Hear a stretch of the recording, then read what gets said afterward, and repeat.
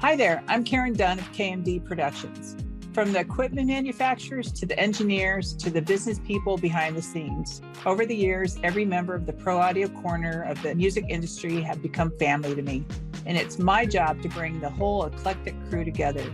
Each episode, I'll introduce you to one of these characters and open a window into my world of creating community in pro audio. Thanks for tuning in to One and Dunn.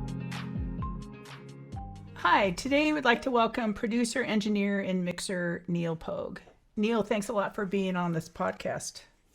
Thank you, Karen. Appreciate that. Now, we just met last week, and we talked a little bit about the podcast and just talked a little bit about your life, but I want to, and we have a whole list of questions, but I don't even want to start there. I want to start with, I was listening to a podcast this weekend by someone, her name's Gabby Reese, and she's an Olympic volleyball player, and she has a podcast. And she was talking to Stephen Mitchell, who's a poet, translator, scholar, anthologist, and Rick Rubin. Okay. And Rick said something that I thought was really interesting, and I wanted to get your take on it. And I'm just paraphrasing him. He says, the surprise and unexpected are really integral parts of what makes good art good. It operates beyond the face value. It pulls you into question. So when you are working, do you go for that unexpected, that thing that's going to draw people in? All the time. Yeah, because I'm not a person that likes trends or anything, or something that we've heard over and over again, something that's just redundant, which could happen in music. And I call that becoming zombies. We feed off things that we just, we keep hearing over and over again. So I always like to do the unexpected, things that that catches your ear, something that maybe someone else is not doing. I'm not sure what it is at this moment or what song or whatever, but I'm always reaching for something else, trying to not reinvent the wheel, but just make things more interesting in music. I think it's very important that we as creators that we try to make music very interesting and just things that no one has, not that we've never heard, but something to happen in the song or in the mix that just piques your interest. Right, that brings you in, right? Yeah, right. That draws you in. That's the thing. It has to draw you in. And I think it's almost I feel as though it's our duty to draw the listener in. Even down to not having vocals so loud. Sometimes it's great to try to figure out what that person said, rather than that vocal being right in your face and you hear every word. And I don't think that's fun. Right. It seems like a lot of music, the one-hit wonders, they all kind of sound the same. They all are happy, but they're all similar. And so I find myself just not really listening anymore. So if I can get something that just, it's a little different, the sound's a little different, the dynamics a little different, then that's what I want to listen to. And that really gets my attention. And I want to listen to it again and see what was that one point that really brought me back to listen to the song. And that's why it's fun to listen to the music that we grew up on. Yeah. Because I'm sure some things that you listen to now that are 30 something years old, and then you listen to it and you go, wow, I've never heard that before.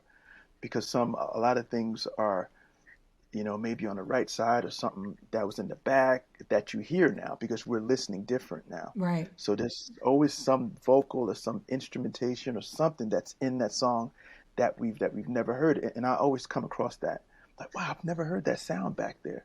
Because as teenagers or as or young adults, we listen to music differently. And now being adults, now I don't know if we're really in tune now or what, but I always hear things that I've never heard before.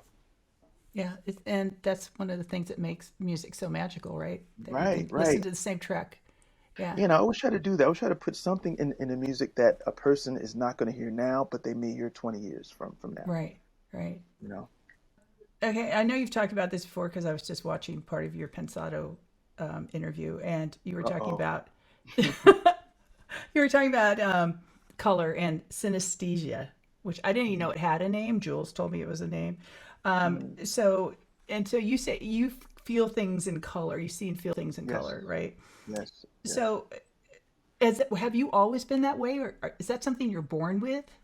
I think I've always had it, but didn't realize it until I really got into this business because, um, working in this business and sitting in front of speakers for hours, um, it just hits you, you know.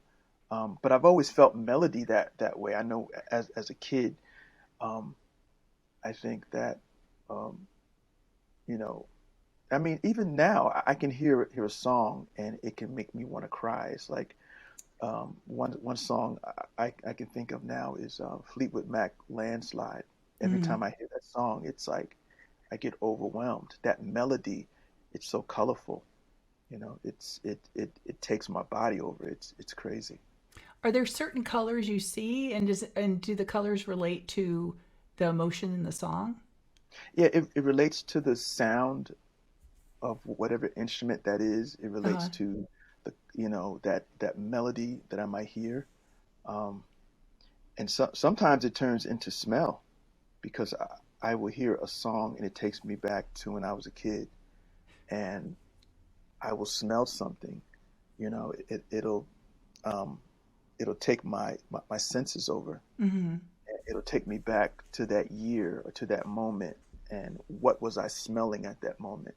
It might have been my grandmother's cooking, could have been just anything. It's just amazing what music does. Well, we live in the suburbs, and I have three boys who are all adults now. But when they were kids, we moved here and they went to a school that's walkable. And so the first time I went there, it looked exactly like the elementary school I went to. And I Mm, swear, when I passed the auditorium, all I could smell were bologna sandwiches because yeah, I grew up with bologna sandwiches. So it brought me back to that experience, right? So yeah, it's not definitely. music, but it's that same Hmm. how you're it's interesting how Yeah, your different senses can just bring you somewhere so quickly. yeah, right. So how has having this superpower impacted your life and your career? I think it has done wonders because um, having, I guess, being in tune with those colors and all those senses and how it just overtakes me, it it it makes me so reactive when it comes to mixing and producing. Mm-hmm. Um, just being in tune with certain things, and um, it's such a spiritual thing. That's what I call it. Uh, to me, producing a song or mixing a song is like going on stage.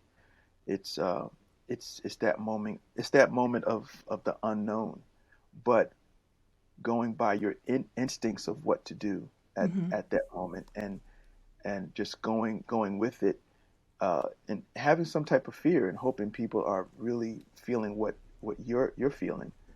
Um, seeing something that, like the other day, I was out at a event, and the Outcast Hey Ya had came on, and people are up dancing and just having fun. I was like, wow. And I'm sitting there, and I'm like, wow. It's weird to be in that moment where something that you have worked on and it's satisfying to people, and they felt what you felt, like what I felt sitting there mixing it, and them getting up and feeling that same thing and getting up and dancing. Mm-hmm. It's such a strange feeling, you know. It's funny. Jules and I were met over the weekend to figure out questions to ask you, and I was looking at your different credits, and Hey has been going through my head for days now, and it Mm, always when I hear it, it always makes me happy. It's yeah, just one of those great songs. yeah, right. So, has there ever been a time when an artist wanted something that in a different way than what you're naturally sensing it to be? Oh, Through. yeah. So, and if so, what do you do then? Um, when I'm dealing with the client, you're here to serve them, Mm-hmm. you know.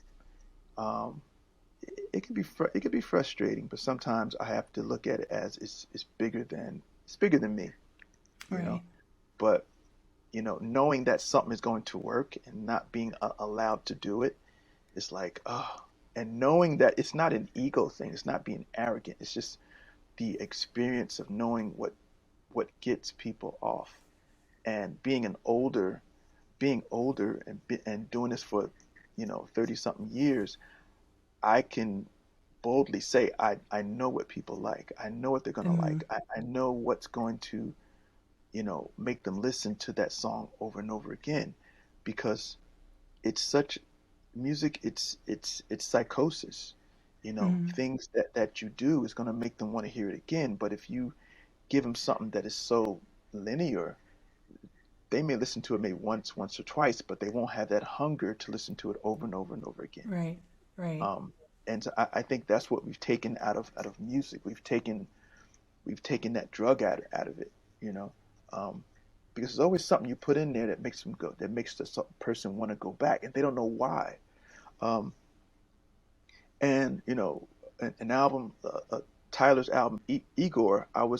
With Tyler, sometimes I'm always allowed to do what I feel, Uh-huh. and I'll do what I feel, and then people will hit me up on IG saying, "Man, I love your mixes," and usually I don't really listen to mixes like that, but something about your mix just made me, and that's gratifying to me, because I don't do, I try not to do typical things, and when you don't do typical things, that makes people, it draws them in, Mm-hmm. um, and so just to get um, just all types of personal messages from people, just about the mixing, not even about the songs, about the Uh, mixing. So it's like, okay, wow, okay, so I did my job, you know. so you're doing what Rick Rubin talked about at the beginning when Mhm. we were talking. So you're Yeah, bringing yeah, people in. yeah. You really have to, and a lot of, and it's, I hate to say this, but it's innocent ignorance with artists and and producers of this era. I mean, they're innocent of what really gets people, because they of course we all take our music personally and we want it to come out a certain way, but a lot of artists and producers have to trust the people that they hire, and Right. sometimes there's not a lot of trust there. But if you trust us, then we're not going to steer you wrong. But you know, that's where we are. It sounds like the whole being able to feel through color thing. It's like an intuition, right? So you follow what you're feeling. Mhm. Have you ever not followed it just because you thought, no, this can't be right, and just done it a different way? Oh yeah, it's early in my career, there was always doubt, you know, of what not to do, and then after it comes out, I'm like, oh, I should have done that. Uh I huh. should have did this, because once I'm out shopping, and I'm hearing a song over the speakers, and sometimes I'm like, oh, I should have done that, you know. So, but hey, It happens. just gotta let it go. Yeah. Yeah. Um, so why don't you tell me a little bit about your career? Start. Like, how were you drawn to music in the first place, and um, when did you decide to make music your career path? Oh man, I was drawn to music at an early age, and I don't know. I've never really questioned it, but it's one of those things that just hit me as a kid, because I was a child of the late '60s and early '70s, going to '80s, and so I was always drawn to 45s. Mm-hmm. For people who don't know what that means, it's a vinyl, small circular vinyl record, that has a bigger hole than the album does, and And you had to buy and those special. yeah, little clips that go in the Yeah. middle. Some were, the early ones were metal, and then it became plastic. Um, but I was drawn to the record labels. I was drawn to the logos. Oh, I was interesting. drawn to, yeah, like Atlantic and Motown and Stax, and the list goes on. And I Yeah. was drawn to that. You know what I mean? And um, just to see the colors of each, because each label had their own color, their own style, their No, own right? logo, their own font. So I was drawn to all that. That to me was very intriguing. And then if that had one of your favorite, artists on there, it's just yeah, I was drawn to that. And then, I was drawn to, and I think once I was able to read, because I was maybe 3, 4 years old, just Uh, holding these things and putting them on uh, the record player. And so, and then once I knew how to read, of course, then I'm reading all the credits and wondering what that is and what that means. And, but so I've always drawn to it. But I think back to a lot of those times, and um, uh, I don't know what it was. And I'm the only person in my family that is a musician, that is, that do what I do, as I can say. but was your family into music? Did they listen to records Oh and yeah, we were record buyers, uh, and and we would have parties and house parties and barbecues, and music was the whole key of it. uh, Yeah, what did you grow up listening to? everything. I mean, there wasn't anything that I didn't listen to. I even listened to country music. I mean, I've listened.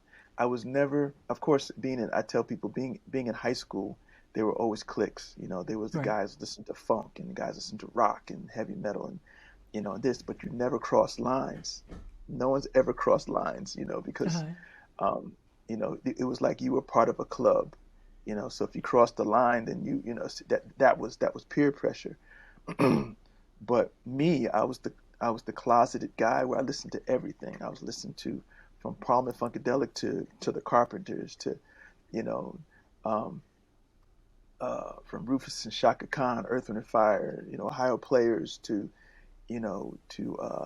Bay City Rollers. I mean, I was all over the place. You know what I mean? mm, Um, so I can go to Olivia Newton-John, and um, you know, I go as deep as Paul Williams and Glenn Campbell and Tom Jones, and it's just the list goes on. uh, Um, to Black Sabbath and Led Zeppelin, and I listened to everything. There was nothing that I just wouldn't listen to.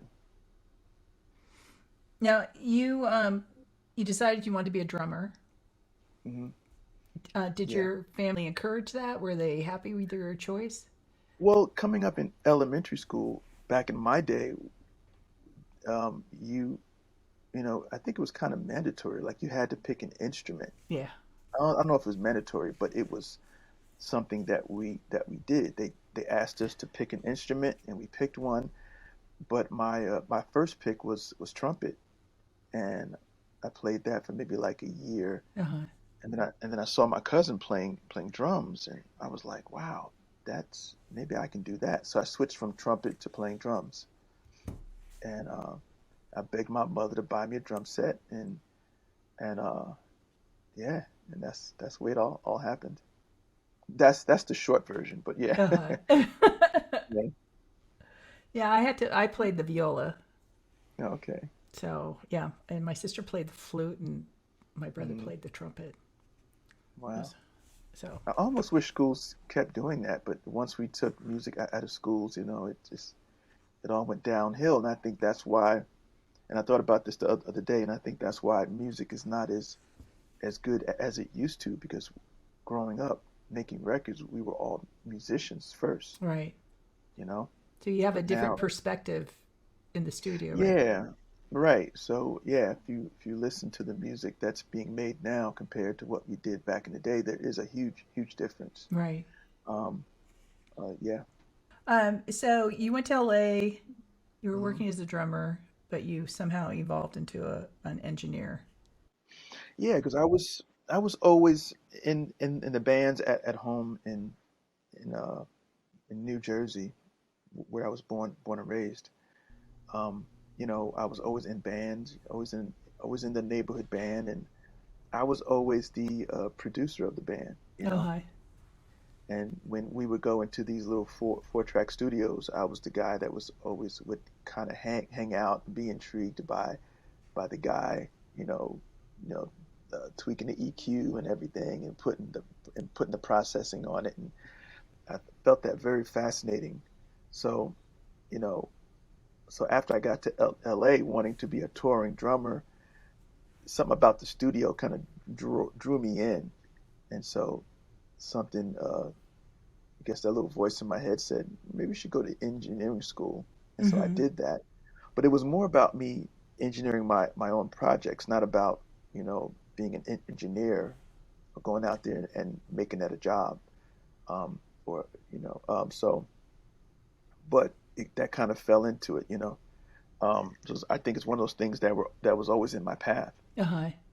But I always wanted to be a producer, but as far as becoming a mixer, that was something that I can explain. So I was that was one of the questions I was going to ask you. So you were engineer, producer, mixer. What made you progress? One, because you were doing well as an engineer, right?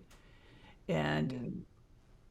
I always think like if you're happy and things are going well, do you want to take that risk and try something new? So what compelled you to add these different hats to what you were doing?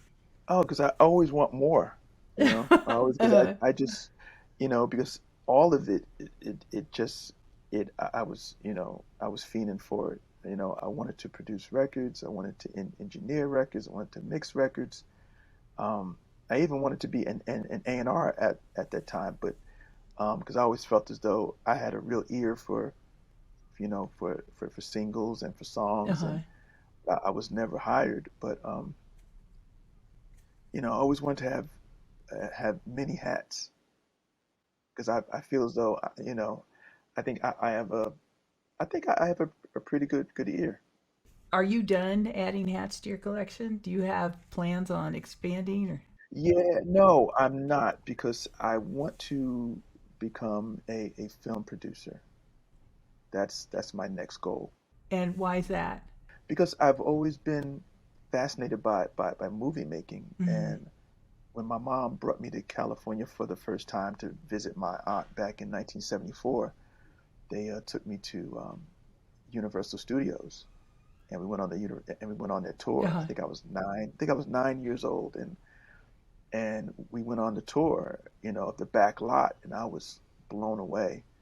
Really, I thought I was going to get into the film business first, Uh-huh. but then, but music was always there.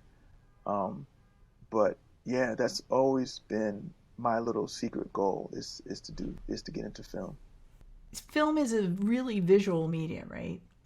You're a Hmm. very visual person. It seems so. Right. Is that so? It just seems like a natural progression, right? You're going to get into something like Most that because definitely. Yes. see, and I think that would be another way to feed your inner being and just make things better. Yeah, because I see songs as little mini movies. That's Yeah. how I see songs. You know, I don't need a video to feel the song. Yeah. Um, a lot of these kids now, they need a video in order to feel that it's a hit, you know? Right. But I already know it's a hit because as soon as I hear a song, I see the video playing in my head. I see the story. You know, if the lyrical content is there, then that story is in my head. Mm-hmm. Um, that I mean, the visual is there. So no, yeah, taking this to the film business to me it's it makes sense because I'm a very visual person. I know you're really into art too, right? Oh yeah, because my father wasn't is an artist, Okay. so I'm very much into art. He was an artist. He was a sculptor. He was so just that alone, it's I'm very attracted to art. It just seems like all these things that you're interested in and that you're doing just all kind of feed into to create something really amazing. They're Mhm. all working together, Yeah, right, to create yeah, something. it's all art to me. I think it's all about being an artist. I mean, singers are not artists. I think mixers are artists too. Mm-hmm. You know, um, yeah, I think producers are artists when they're more involved in how of sculpting a song, Uh-huh. of the arrangement. If it's a producer that's heavily involved in the arrangement of the song, picking the song, and helping the artist get to that next level, then yeah, that producer is an artist too. Does having that background with your dad being an artist has has that influenced how you work in the studio at all, or how you interact with the artists, the music artists? Um, I'm not sure about that, but I know that having a 9 to 5 job and working in customer service, um, that made me realize that that prepared me to work with artists because Mm-hmm. working in customer service, you have all types of characters, you know, all, people with all types of attitudes and anger, happiness, everything. You encounter every emotion working in customer service. And so once I got into dealing with artists, um, it's in this music business, as you know, it's a lot of characters. Right. I think that truly prepared me for dealing with all these different Right. emotions and That was so. what that was going to be the next thing we talked about. So Mhm. I've talked to a bunch of different people now on the podcast, and it really seems that the artist engineer or producer relationship is really integral to the success of a project. But it's not something that that the students learn in school. The kids aren't learning how to do it, and I don't know if it's possible to learn that way. And I've heard a lot of horror stories about when someone that's new in the business and having to deal with someone who might be difficult or have needs that the engineer producer doesn't know yet how to deal with.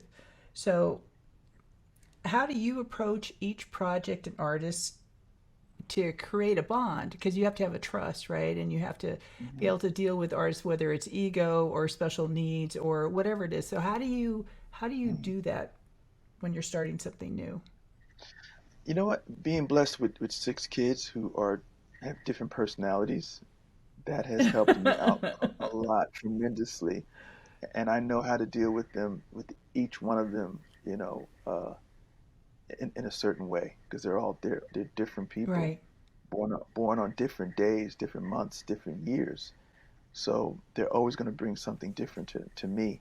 So that has taught me to, deal with different personalities as well, and to know how to deal with crisis management. Mm-hmm. Um, and knowing that, what an artist is doing is personal to them. It's their life, and I have to realize that what I do, I can move on to the next project, but they have to live with this for the Uh rest of their huh. lives. That's a good point. So if it's crappy, then they have to live with it being crappy, and if it's great, then they have to live with it being great. Mm-hmm. Um, so um, so there's a lot of things that I have to realize. I have to have I have to learn. I guess the word is realization that um, I'm, I'm creating a service, and like I said, earlier, it's bigger than me, but it's something that I had to realize coming up is that this is not my project; it's their project. So sometimes I have to sneak myself in there Uh huh. without them knowing Uh it. huh. Um, and sometimes, what it is too, it's great. I think what's very important is talking to an artist or talking to the producer before you start. Is having an understanding. Mm-hmm. I think that's a big part of it. A lot of times we're just on go. Right. We get the session, or we're hired for a project, and we don't even sit down and talk and get to know each other. We just, oh, let's just start music. Let's just start, writing or producing or doing. Let's go in the studio and just let's just go. And I don't think that's the right thing to do.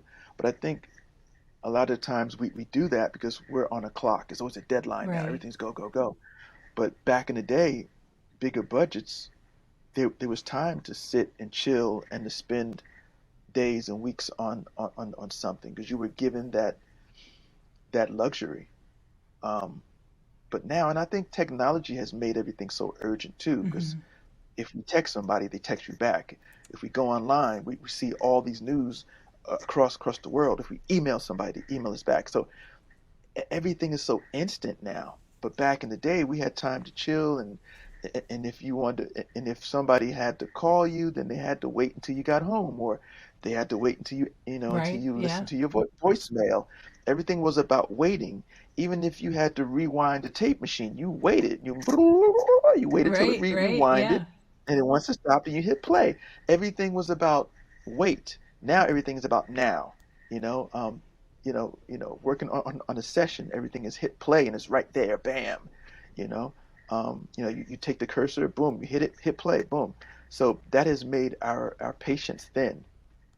Um, But don't you think but if you take the time, I did a podcast recently with someone I didn't know. And so I asked her management company, I said, can you set up a Zoom meeting like you and I had beforehand? Um, because I always feel better if I meet the person, even on a computer, and see just to create some kind of connection. And he Mhm. said, and he represents a bunch of different artists. And he said, I was the first person that had ever asked to do that. But I can't imagine Yeah, not doing that. And I would think if that to be able to take the time to create some kind of bond with an artist is going to make for a better project overall. And it might make it, mhm. you know, it might streamline it more anyway, so you're saving time ultimately because you have a trust in each other and you're able to go without this start stop disagreement, not really on the same page kind of thing.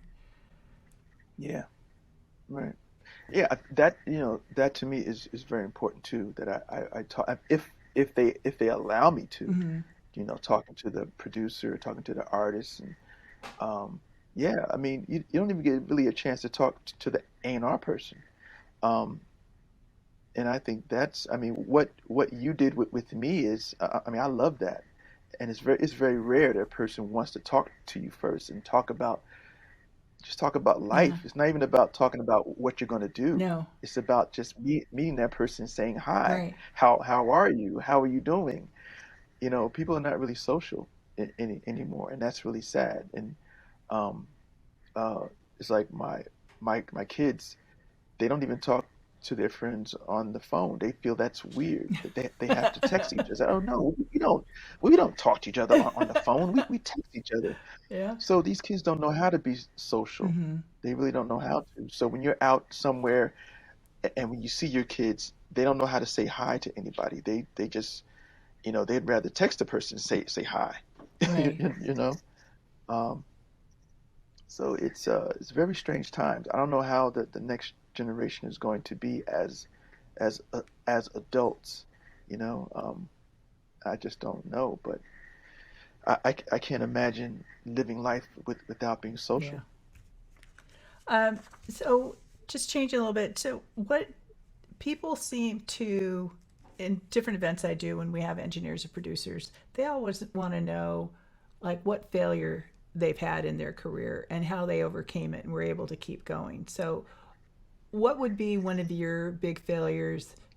How'd you overcome it and what did you learn from it moving forward in your career? I think it's more about projects that I had passed on Okay. because, um,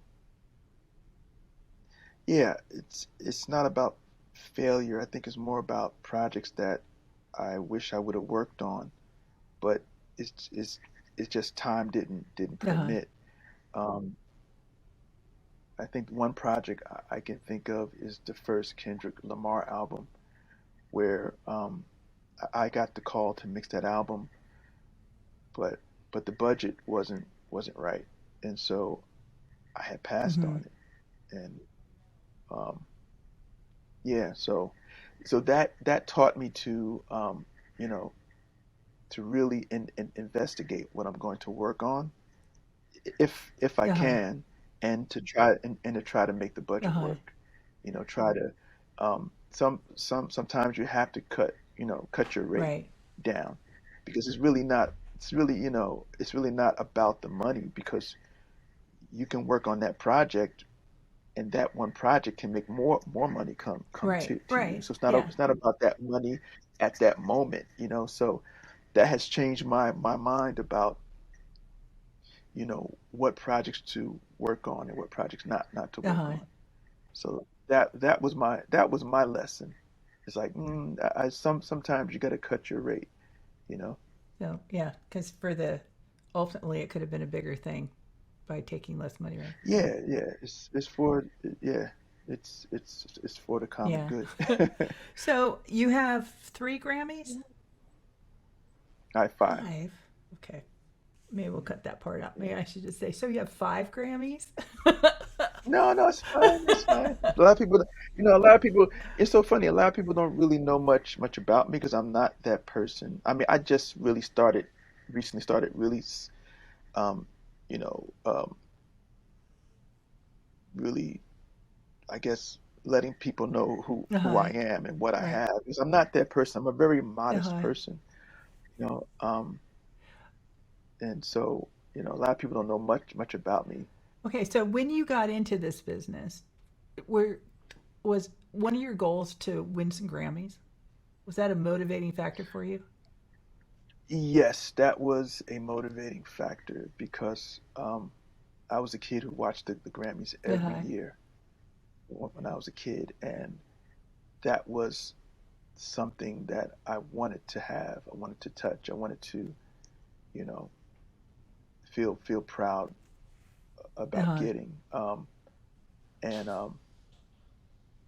it's yeah, it's just one of my goals. And it's such a surreal thing. I mean, sometimes I pass by my trophy case, and it's crazy to me. It's like, wow, I have five, Uh-huh. and it's such a humbling thing, because I wanted one. Yeah. you know I, I, I won my first one back in 2004, and I thought that was gonna be it. I got my one. I could move on. I Uh-huh. conquered that. Great, because a lot of people don't have one. Right. A lot of big name artists don't even have one. So for me, this little kid from Jersey, who has one Grammy, it's mind-boggling. So to have five right now, it's such a humbling Uh-huh. thing. It's not something that makes me stick my chest out. It makes me go, it should, I realize my blessing. Do you are you a goal setter? Because I am in my life, in real life. I set goals all the time for myself. So is that something you do? I guess I do, but then I don't. I have things that I want to Uh-huh. do, but I don't put a clock Mm-hmm. on it, because I know that things take time. There's always roadblocks, you know, I guess I do, but I can't explain it Okay. though. But I guess I do. I think, yeah, just like we was talking about earlier, about being a film producer and doing this and doing that, and yeah, but yeah, I kind of take life a little bit easier now because, and I kind of laugh at life because sometimes, because I see a lot of people who pass away without reaching their Mm-hmm. goals. A lot of people pass away at an early age, and they were at the height of what they were doing, and all of a sudden, they're not here anymore. Um, so I tend to laugh at life Uh-huh. now and just count my blessings of what I've conquered, and I do have goals. If I reach them, I reach them. If I don't, I don't, because I look at it's like, what makes me better than the person that died early and didn't Mm-hmm. reach theirs. So I kind of look at life Uh-huh. that way. Okay. So you've worked with a bunch of different artists: Outkast, Earth, Wind, Fire, TLC, Pink, Tyler the Creator, Nicki Minaj. I mean, the list is huge. And what I was wondering, because you were talking about who you listened to early, so you worked with Earth, Wind, and Fire. What was that like after growing up listening to them and then being able to work with them? Oh, that was a surreal moment because that was the first time that they made a record without their leader, Oh, hi. Maurice White, and to be put in that chair as a producer, and for them to trust me, um, that to me that was amazing. Um, till this day, it's and that's what I mean. I count my blessings because it's just, I mean, you have these big dreams, and then life puts these big challenges in front of you. So sometimes you got to be careful Yeah, what you ask yeah. for. And but I always tell people that you have to, if you want to reach these goals, you have to be prepared, and that's why I don't rush things because I want to be Mm-hmm. ready. And it's not about it's not about the technical side. It's just mentally Right. you have to be Yeah. ready for it. I mean, a lot of people think, oh, I got to be technical ready, and I have to know how to do this and that. But no, you have to be ready mentally. Because I know some people will bug out if they're not mentally ready for it. They can have all the tools and all the knowledge, but if they're not mentally ready for that to be put on your lap, you can, you know, you can really check out. Because some people, it's so funny that mental health is such the big Uh-huh. thing now, but I think it's always been the big thing, but we've never put Right. emphasis on it. There's been people, like Brian Wilson, who went to a lot of mental health, doing Beach Mm-hmm. Boy records and everything, and it's funny that that wasn't a big issue then, you Right. know, after what he's been through.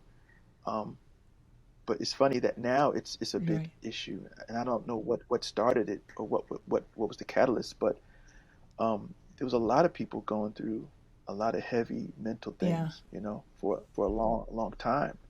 So it's just not something that has happened. It's been with us from the Right. beginning. But not everybody wants to take that into account, right? Especially with a career that's starting to take off. It's like you want to focus on getting your career going and you know, Yeah, winning those awards and going to the next big project. So it's a hard thing. One of the yeah, things that we talk about in these podcasts a lot is a work life balance. So what do you do hmm to create that in your own life? I mean, especially you work a lot and you have 6 kids. I mean, right there, that would be like more than yeah, enough. yeah. Well, thank God my I have older ones. The older four, they're in their 20s and Uh-huh. 30s and graduated college, and I have two younger teenagers that try to drive me crazy, but but they don't know that I am a professional, so I don't let them drive me Uh-huh. too crazy. Yeah, yeah. Um, but it's what I do. I have this. When it comes to meditation, I don't always go inside of a room and Uh-huh. sit still. Sometimes meditating can be you can meditate while doing your Right. everyday life, doing your everyday grind, and sometimes I've learned to do that to just to keep mindful of things and not let things stress me out, you know, and not to worry too much. That's an ongoing thing, an everyday thing is That's not a to tough worry one. because we can worry about, yeah, because we can worry about something and then after everything turns out fine, we're laughing, everything's wonderful, and then we're back to doing. So it's like I've learned that sometimes worrying can be such a waste of time, and that is an everyday practice that I do. That worrying, because we can worry about having deadlines and taking on too much at one time, which I normally do. I take Uh-huh. on a lot.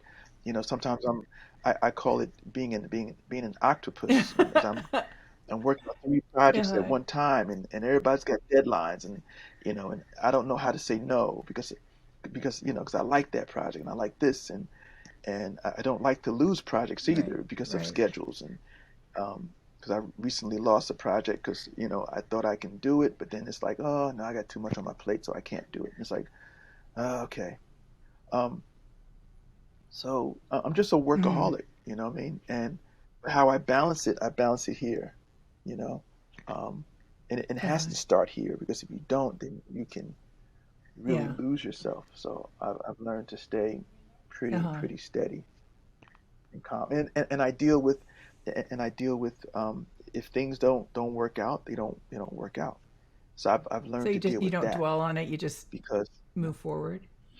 no, because you can't because it's a waste of time because if you dwell on it, then if you're dwelling on something that's in the past now, then you can't Right. go forward. Right. So, but that's an everyday practice that I have to do. I'm not trying to be a swami Right. right now. I'm just saying something that I've learned to do, and it's an everyday thing that I practice.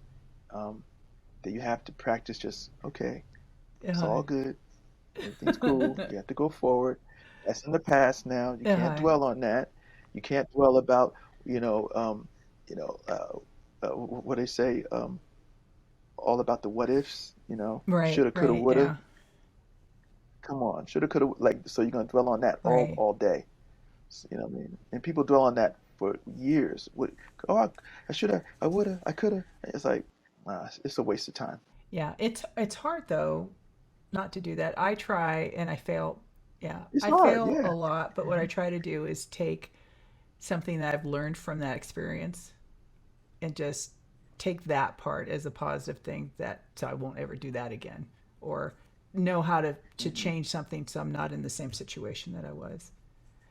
So, but Yeah, it's very hard. right.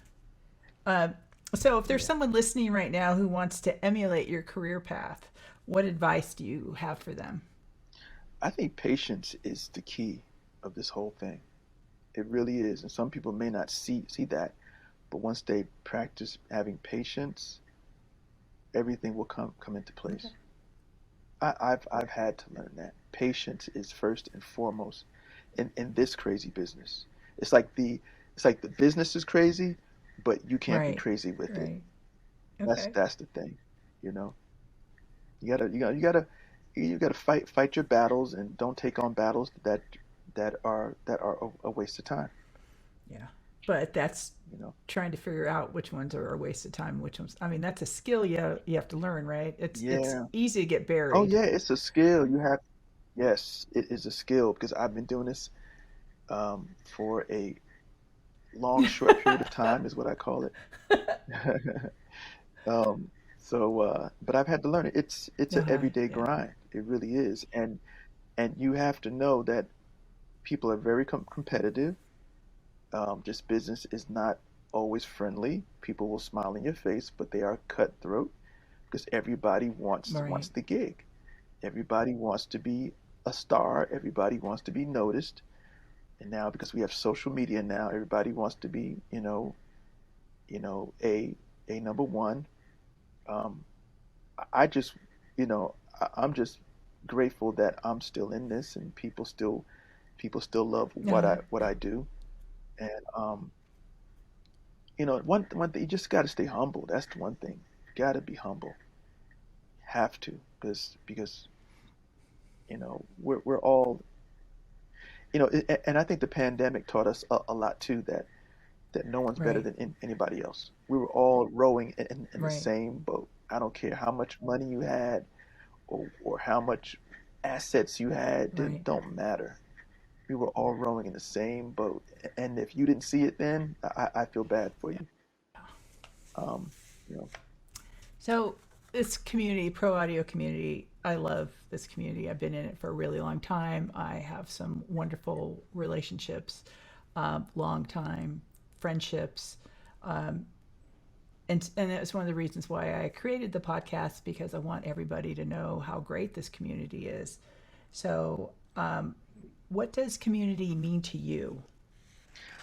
community means a lot to me because I was raised in uh, I was raised in a community where I was raised in a small town where everybody Uh, knows each other. Families knew each other. Um, so to me, that means a lot. I come from a big family, a lot of cousins, aunts, uncles. Um, so, but with this music community, it means a lot to me because I like to have friends in this business. I like to have comrades mm-hmm. and peers. I love that. um, learning from each other, not being Right. threatened by each other, applauding each other. I Yeah. think that's huge. I think that makes us better. It makes us grow. Um, Bringing up the younger generation, I think, is something that's very important. So they learned the proper way, um, because I think rather than us going up, I think we're kind of going down because we're not.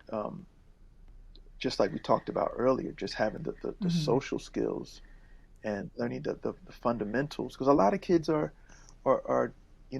doing records Right. in their homes, with nobody around, you know, and it's almost like being in prison, being in Yeah. a cell, and so that's not good.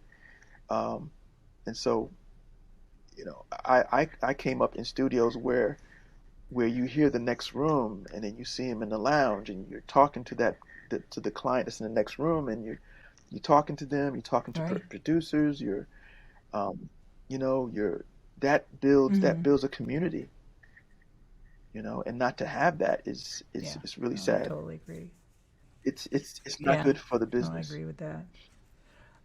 So I saw on your Instagram that you are a big reader. You love books. I love autobiographies. Oh, I love to interesting. learn about people. I'm Uh-huh. not about fiction. I don't want I want what's real. I want to know what people have what they've lived.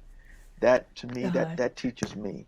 I'm not saying that you can't learn from fiction, but I think reading what someone has lived is that's I love to see those types of films too. Right. So what are some of your favorite autobiographies? Oh, the one on Keith Richards, the one on Cicely Tyson, um, there's one on Diane Carroll. Oh my God, the list goes on. There's Miles Davis. There's and I love ones about it's one of Janis Joplin. There's Lucille Ball. There's oh man, David Geffen has a great one.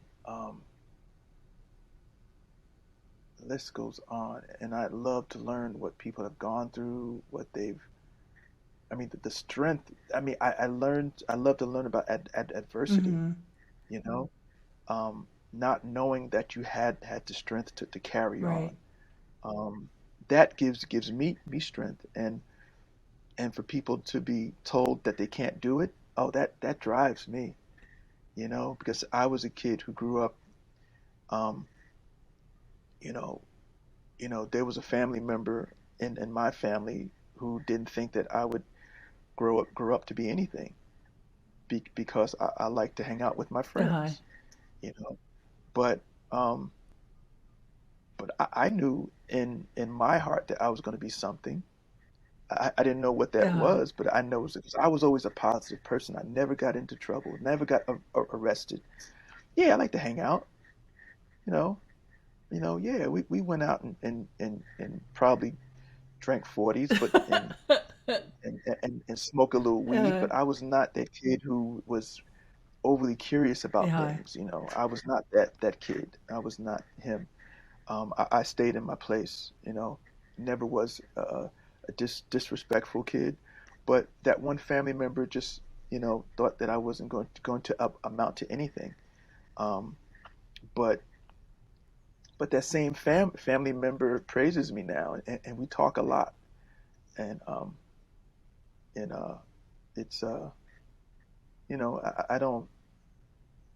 I don't have any ill will towards Uh-huh. that person. I love that person to death, and they had their opinion back then.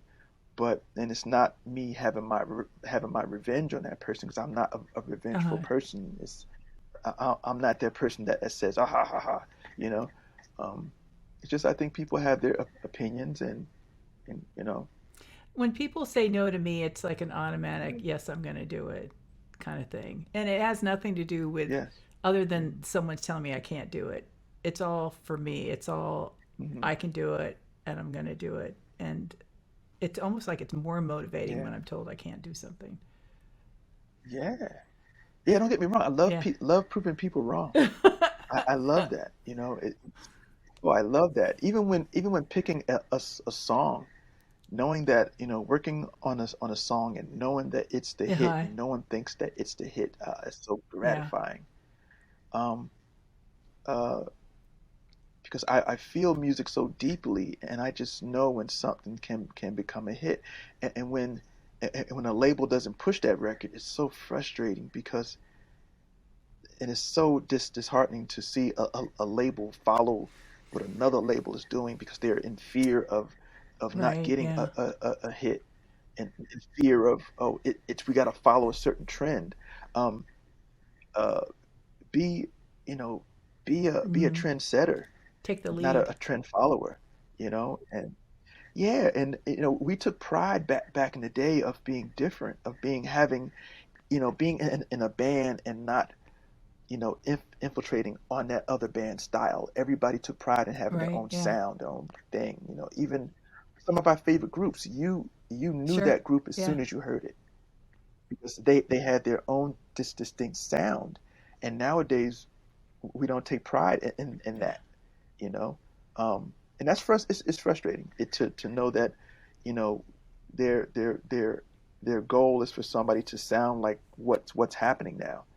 And that's why we don't really have a lot of. We have superstars, but I don't think Yeah. we have superstars. We really don't. Like, we really don't have the superstars Mm-hmm. like Aretha Franklin and Michael Jackson and and Frank Sinatra and Barbara Streisand, um, Dionne Warwick. We don't have those classic artists because Right. each person had their own sound. Yeah. You know that they had their own voice. As soon as you hear that artist, you Right. know who that artist is. When you hear Right. Elton John, you know that's Yeah. Elton John. And I think that comes from it comes from the musicianship. It comes from people taking pride. Of course, we all took a little Sure. something from Yeah. something else that made us, but we didn't. We made sure that somebody Mm-hmm. did not hear Yeah. it. You know, and if they pointed it out, we were flattered. But at the same time, it wasn't about you know being that other person, Right. or dressing like that other person. We take a little. It's like Michael Jackson. He took little things from other. He took like from Jackie Wilson and James Brown and Fosse, and he took from different Sammy Davis Jr. He took from different Uh-huh. person and made it him. But he wasn't Um, trying to sound like them. He was just but taking parts to create himself. no, Yeah. no, no, just taking little parts to create Yeah. himself, and that's what we did. You know. When my middle son was in high school, he was listening to something. I don't remember what the band was, and he said, "Listen to this." And I said, "Oh, it's great." And my husband went and listened to it, and he said, "Oh, it's okay." And I said, "Well, what? Why didn't you like it?" He said, "Because the original people who played like this exact same sound were better than what these guys are doing." So I Right. thought that was pretty Hmm. interesting. Yep. Oh, most definitely, and that's how I feel about Yeah. a lot of things too.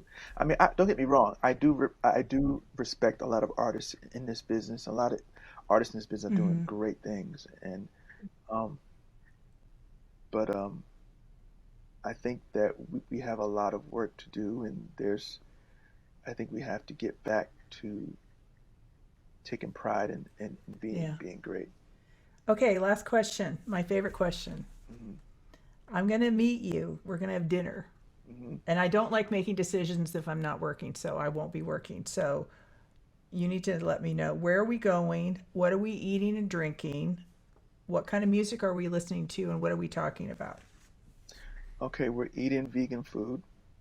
Okay. Uh, where we're meeting at, I'm not sure because I'm always bouncing around. Um, Okay. you said, well, what are we talking about? What are we talking about, and what kind of music are we listening to? Um, we're talking about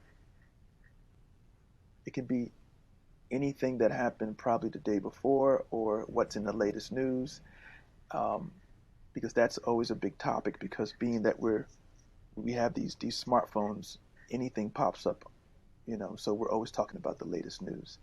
Right. Um, what music we're listening to, I guess that depends on what is playing over the loudspeaker, the satellite inside the restaurant. Probably some old school music. Okay. Old school's good. Mhm. Okay, well, that's it. Thank you so much for being on the podcast. I really appreciate it. It's been great to get to know you a little better. Thank you for having me. I hope I was the guest that you were counting on. You were perfect. So I loved it.